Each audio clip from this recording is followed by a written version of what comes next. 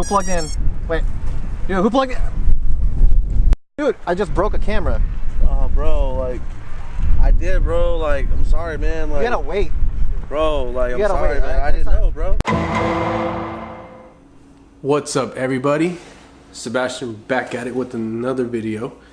And for this video, it won't be a vlog or any kind of flying video. I kind of just want to make a video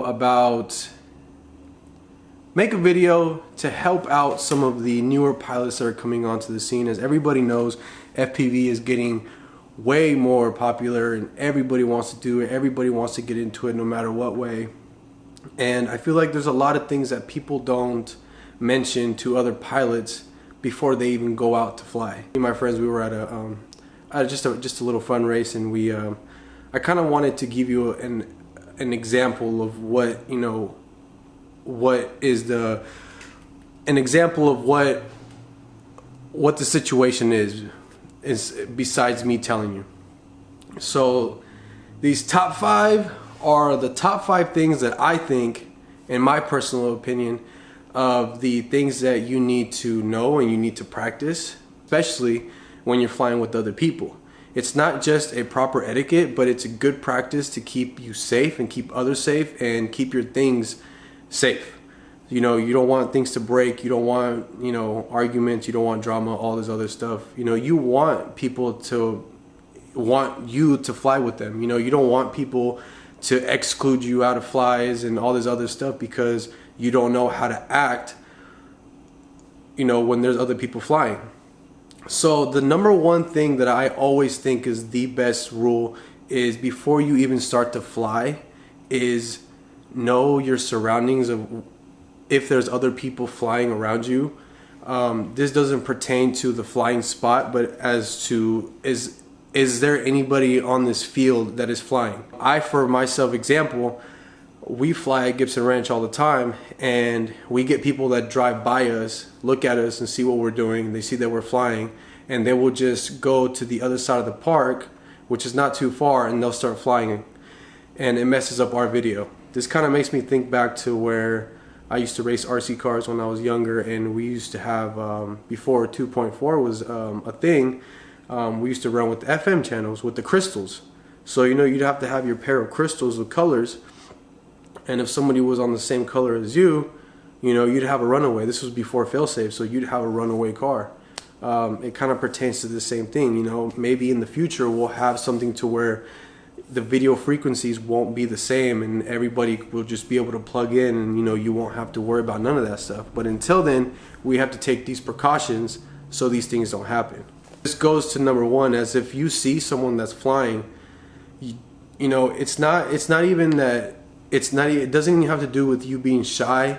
It's just that you need to go over there and introduce yourself and ask for a video channel. Ask them what video channel they're on and let them know that you're going to be on this specific video channel. And hey, you might just meet a new flying buddy. You never know. Can you believe this dude or whatever? He really was just powered on, broke the freaking camera lens. Now I gotta replace this damn thing. Oh my god. I can't believe it. Some people, man. Some people. I turn around, Bro, what are you doing? I'm right here. What? Oh. What? What, dude? I'm just taking off, bro.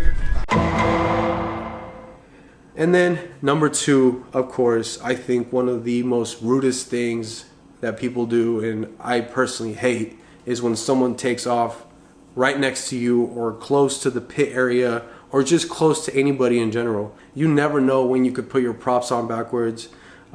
Something just went wrong with your board. You must have resetted it. You know, your calibration is off. You never know. And you go to arm that quad and the quad just goes completely crazy and it hits somebody, it cuts somebody.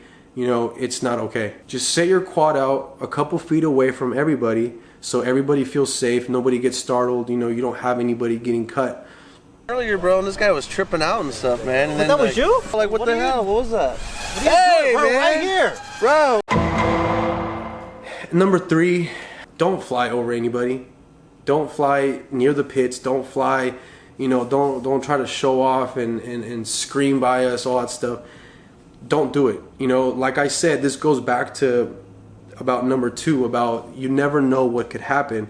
You never know if you blow an ESC while you're flying on top of cars, and boom, you hit somebody's car or you hit somebody on top of their head. You just never know with these things. That's why you need to keep them away and not bring them by the pits. I just don't think it's a proper etiquette to do and to be flying in that manner. Check out these new lights I got, bro. Oh, hey, what the hell? What the hell, guys? Oh, man.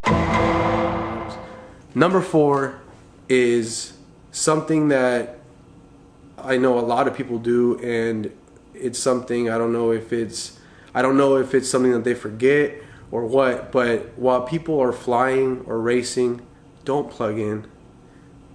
It's not just an etiquette, but it's something that you should not do. It goes back to the channel thing. It doesn't matter if you're, so far off from the channels.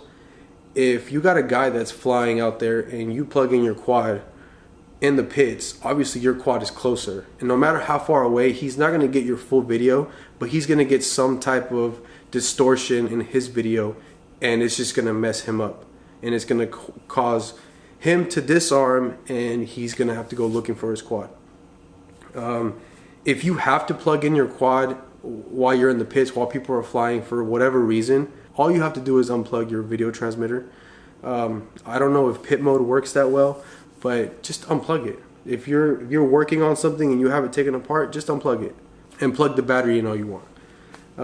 I just honestly think should be self-explanatory, and it's you should already know, but I feel like it's something that we should all kind of remember.